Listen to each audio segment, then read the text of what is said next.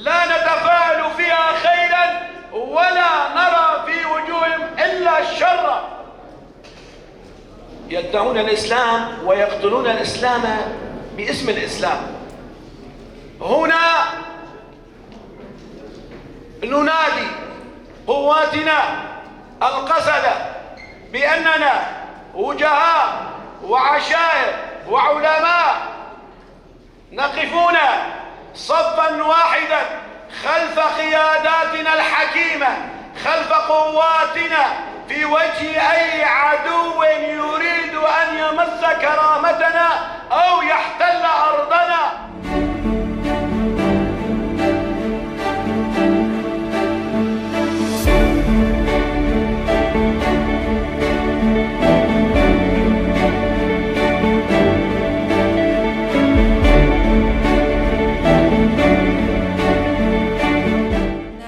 جودي ربابريان مجلس لشکری ایالت شهید روبر جبینا هاتیه در خستن بجداریا وجهاء وشيوخ عشائر مثقفين وسياسة مدارة سر روشا سياسي هاتية نقاش كرن ووضعي باكر رجلات السوري وتهدا بلان ميدجمن دولتات سر مناطقي باكر رجلات السوري جوهرتنا كديموغرافي تهدا وريكرن وشركي طيبت دنابنا توادا وريكرن وتقاسي عنصرية دنابنا توادا دي سوريكرن تهدا سربا مسألة نقاش كرن تقاسي بلان ميدجمن جوسر مناطقي باكر رجلات السوري تقاسي فالا دركتن وتخاسي بشكرتيا وبنقاشي وجهائي عشائر إيروسبي تخاسي بشكرتيا قواتي عسكري فردا هاتك.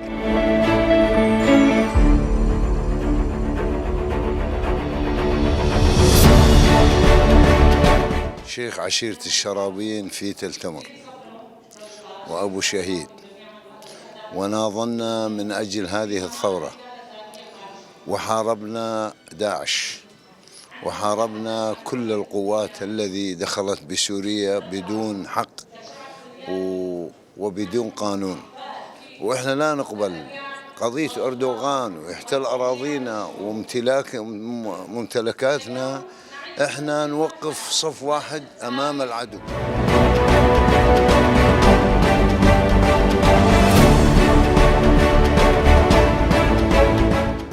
برسوم مسؤول الاتحاد النسائي السرياني في القامشلي. اليوم نحن في ملتقى العشائر بدعوة من قوات سوريا الديمقراطية للشيوخ ووجهاء العشائر للتعاهد مع قوات سوريا الديمقراطية بالوقوف صفا واحدا ضد ما تقوم به الدولة التركية من تعديات على مناطق شمال وشرق سوريا ومشروعها الجديد بما تسميه العودة الطوعية واستيطان ما يقارب 1,000,000 لاجئ على خط الشمالي للحدود السورية، الذي يهدف من خلاله إلى التغيير الديمغرافي وإلى طمس الهوية التاريخية لشعوب هذه المناطق، وخاصة بعد الهجمات التركية التي قامت بها على هذه المناطق وهجرت شعبها وفرغتها من شعب الأصلي، الشعب الأصيل في هذه المناطق، وهدفها هو ضرب لمشروع الإدارة الذاتية والحياة الديمقراطية والسلم الأهلي الذي تعيشه شعوب ومكونات هذه المنطقة.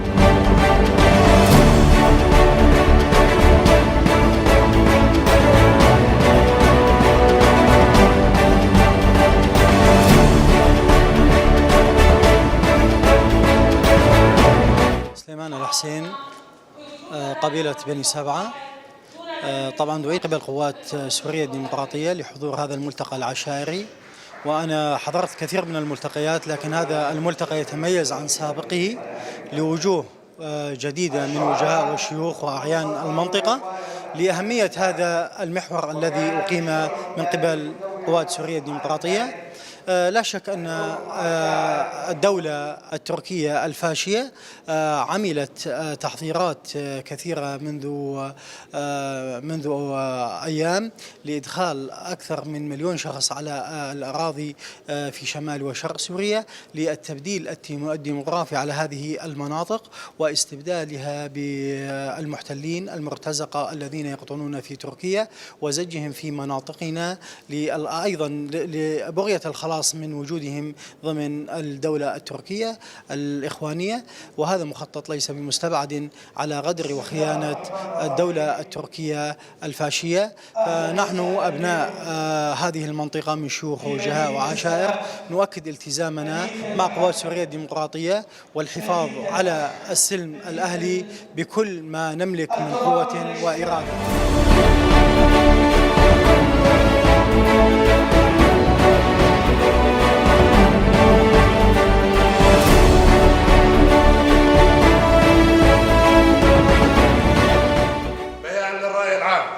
ببداية الحراك السلمي الذي قام به الشعب السوري